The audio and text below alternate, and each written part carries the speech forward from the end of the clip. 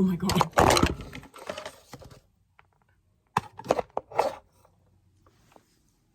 I literally want to die.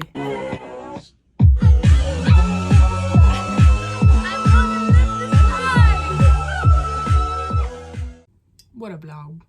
It's another What Up Story Time. If you watched my last What Up Story Time, it's because, oh my god, am I stupid? Okay, if you noticed, I'm in the same attire as my last story time, and that's because I recorded that 5 minutes ago. I am getting on my grind because of my knee surgery, and I want to get this done now so I don't have to do it later. So yes, I'm about to tell you a story full of drama, crime, passion. I'm very serious about that too. This was a lot going on for me. This is one of those talks where I talk about family drama, and it's kind of weird. I hate being one of those kids. It's like, yeah, my stepmom does this, but like that's exactly the kind of kid that I was, am, and always will be. It's just something that we're all gonna have to live with and get used to. So this is the story. This is just the story. This is the story. This is my life. This is me. This is real.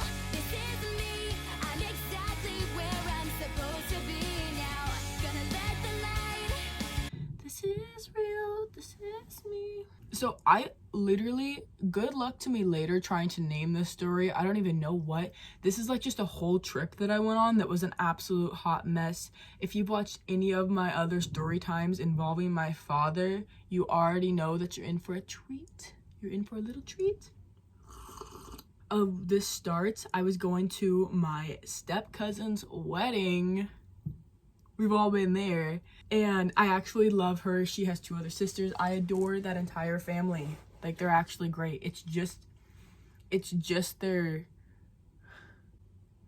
aunt that I'm not really rocking with, you know? So I went with my father and his wife to my step cousin's wedding, which is in St. Louis. Going to St. Louis is a scary thing for a little girl in the Midwest, okay? I was like 16. I was little. I was like, man, I already have to raise myself out here, so now I'm gonna be in like the big bad city by myself, and that is exactly what happened. I need to use my hands for this. The 3 of us are going on a plane with my stepmom's sister and her kids. So there's 5 of us total. It starts being a disaster. We were almost late to the airport, and then in security, we go through TSA, and all of us make it through TSA absolutely fine. And then my father gets stuck. He has to get wanded because he has like a metal piece from a surgery. And so he gets stopped. But like, we knew this was happening, and he knew this was happening. But for some reason, he decided to act surprised when they pulled him aside. And so we all go and sit down with our bags. You already know what's crazy. You already know it's going to be something crazy if you've watched any other story time. This man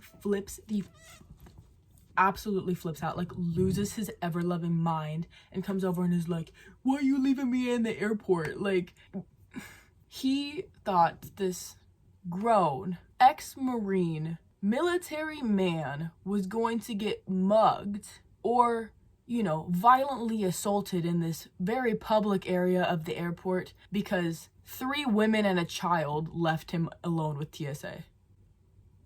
Think about that for a sec. Chewing us out, literally ripping into us in front of the entire airport. And I mean, like, people are staring. Like, there's almost like a circle, like there's about to be like a middle school brawl, right? Because he is chewing out four helpless little girls in the middle of this airport, right? And so I said to him, excuse me, what did you want us to do? Because, you know, TSA tries to move you through the line and like get you out of the way, whatever. And he's like, I don't know what, but you can't be doing that. You can't be doing that. And like literally like ripping us a new fucking asshole, like in the middle of the airport. Anyways, so we make it on the plane, and I came prepared. I got my AirPods, like ignoring them, like not paying attention for the rest of the ride. We land in St. Louis, and we lost our bags. Actually, not we. My stepmother and my father could not find their bags. So then it's kind of a trending thing wherever we go that they cause a big scene and then we get publicly escorted out. But this time they were frantically looking for their bags because who brings a black unmarked bag on a cross-country trip? They do. So we're late. We're late. We got to St. Louis the day that there was like the, what do they call it before the wedding?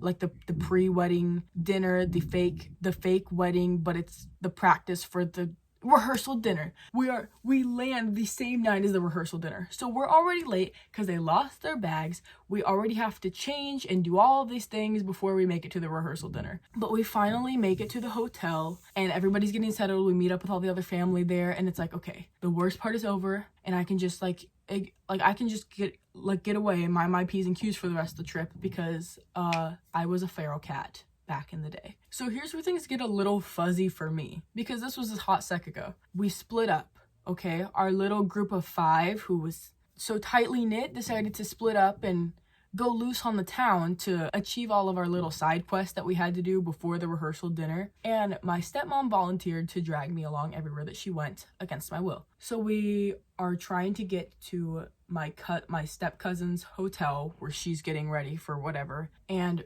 we get lost in downtown St. Louis. We get lost we get lost in the hood of downtown St. Louis. And when I was like, so you don't know this woman, but it's like the exact type of person that would get shot in downtown St. Louis. So naturally, I'm a little scared. We make our way to like the general area of where the hotel is at, park and walk. We walk to oh my god, instead of going in the parking garage, we walk like 6 blocks to get to this hotel where apparently we didn't need to be because they had just left. Like as we walked in, they were getting ready to leave. And I still don't know why we're there.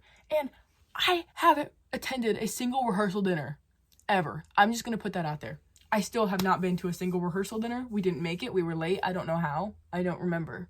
However, I do remember that night getting into a little bit of a tussle with the fam, which will blow up later on. So let's skip to the next morning, okay? We weren't there for super long. We were there for maybe like 2.5 days. Like it was a very brief trip because like I had school and it was kind of in the middle of everything. So like we weren't staying for very long. So the next day that we went was like the day of the wedding, okay? I had not wanted to go to this with them because of who I was going with. But here we are. Oh, you know what? I don't even remember where I was, but let's just say we rented a car. We were driving to the stadium because the wedding was inside a baseball stadium for whatever team plays in Kansas City.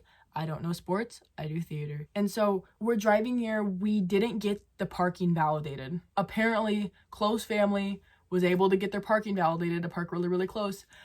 But we didn't. But my lovely stepmother insisted that we still get that to the security there, who had absolutely no control over whether or not we validated our parking. Then we sat there for about 30 minutes while they argued about getting our parking validated and parking up close, to which we still ended up having to walk about a mile to get to where we needed to go. We get into the stadium and we sit down in the bleachers and it's like really cute. It's like a little Disney princess theme. Like they played like Once Upon a Dream or something when she walked down the aisle, and it was super cute. And that is the last moment I can remember on that trip that wasn't an absolute nightmare. So enjoy this little moment while it lasts. Picture my beautiful cousin walking down the aisle, enjoying what's about to be the beginning of the rest of her life, and I'm sitting here dreading the next 72 hours of my existence. We're gonna cut that sweet moment off right now. Next, we go to the reception. I think that's what that's called. When I tell you, like, I'm like 4.0, but I'm also the most uneducated person on the planet. I don't know if the reception is the part where they do the vows or the reception is the part where they do the dancing. But we're gonna go, this is the part where we eat and do the dancing of the wedding. The eat and dancing part of the wedding is where we're at now. We're at this table, and there weren't like reserved tables for families because it wasn't that big of a wedding. Like it was an average sized wedding, and my father sits down at a table, and this was probably the first time he wasn't acting erotic on the whole trip. So I went to sit by him because it was either that or sit in a crowd of a bunch of strangers, so pick your poison. My stepmom came over and she's like, hey, watch this table, make sure no one takes it so that we have a place to sit. And I was like, okay, cool. But I also didn't want to. But then my cousin showed up and I was younger than 16. I was a little bit younger than 16. And I wanted to go play with my cousins. That's how young I was. And so I was like, hey, Dad, why don't you watch this table like your wife told me to do because I don't want to do it. And he was like, sure, I got you. Cool. But he didn't say any of that. He was like, yes, okay. Get away from me. And so I go and I'm minding my own business and I go and play with my cousins, and my stepmother, literally, when I tell you, this woman locked in on me like the Terminator and is like strutting me down. And she's like, I told you to watch this table. Like, what do you think you're doing? Why don't you listen to me? And like going off, causing a scene in the middle of this reception. And I'm like, well, Dad said he would watch it. Like, what's the problem? And she's like, but I told you to watch it. And I was like, and I told Dad to watch it. So, like, you have a place to sit. I don't see what the problem is. I went and tattled, because that's how this worked, is that I would go and tattle on her, and then she would tattle on me, and Dad would tattle on all of us, and we'd all just be a big, happy family. Obviously, my dad didn't give a shit, because it was like, and he had already had enough to drink at the wedding that he could not care less. He also humbled her and caused a scene in front of the entire table that they were going to sit at, which put me in a really sick position where they were both mad at me for starting a problem at the wedding. But we won't worry about that till later. So I don't sit with them. I go and sit with my cousins because I want to get as far away from that as possible. And my cousin's dad was like, whenever they would come around, like, he was like my dad. Like, we were super close, super fun guy. I kind of hung around him for most of the night just because, like, I barely knew anybody there. And I don't know, it was just like a really weird position for me to be in. I wasn't like a super social kid. I wasn't a kid, I was like 14.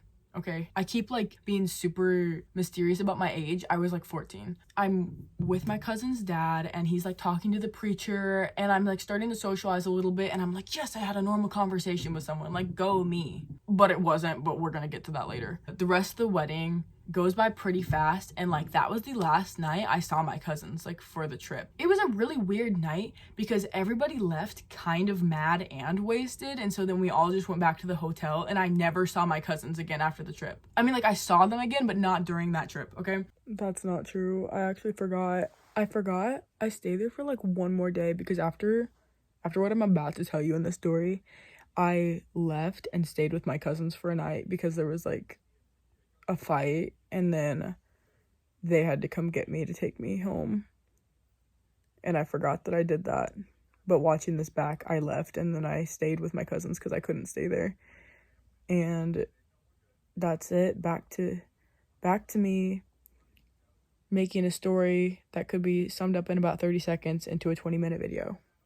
So I get back to the hotel. It was like a really small, like almost like motel size of a room, where it's like all of the rooms inside a bigger room, if that makes sense, like of the hotel. I don't think this makes any sense. It's like the hotel, and you have like the weird inside outside area where it's inside but it looks like it should be outside, and then all of the hotel rooms aim inwards so that you can like access this middle area from your hotel room. That's not even that important, but I just want you to know.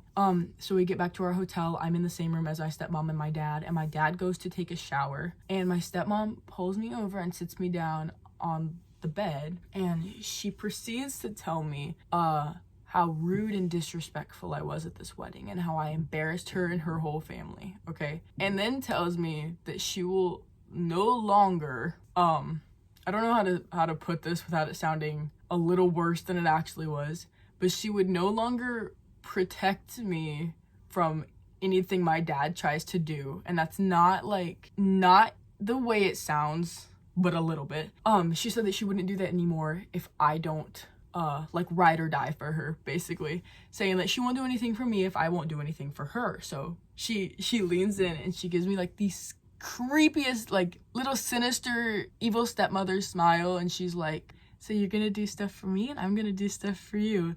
And I'm like, oh, okay, you're crazy. As I'm sitting there, barbecue sauce on my titties, her nose is about this far from my face, and I can smell breath and see all sorts of, then it's all just like, I literally am like, I'm gonna kill myself, I need to get out of here. I don't know, I never said anything. I never said anything about that, but I left, and I didn't see my dad or my stepmom again until we flew home. So there was that. It was like low-key a threat, but not really, because it's like, what are you threatening? But then the best part comes, because remember how I was like, yeah, I got this, like, I was really sick about being a functional human being and having a conversation with my cousin's dad and that preacher. I hear from their dad a little bit later, and he's like, yeah, like the preacher was telling me afterwards, he was like, man, like I'm a happily married man and I love my wife, but I would leave her for that one girl, and it was me.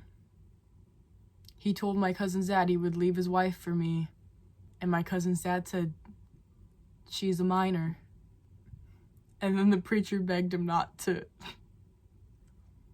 You know the rest. Okay. So I got home, never told anyone about all of this because words are hard. But hey, here's a little chaotic story time to make your night a little bit more interesting. I hope you enjoyed my family drama, and if you like this story time, make sure to check out a few more. I make a lot about my insane dad, so if you like this, stay tuned. But all seriousness though, thank you for watching. Thank you for supporting this little small baby channel. I love you guys, and I will see you in the next video. Bye.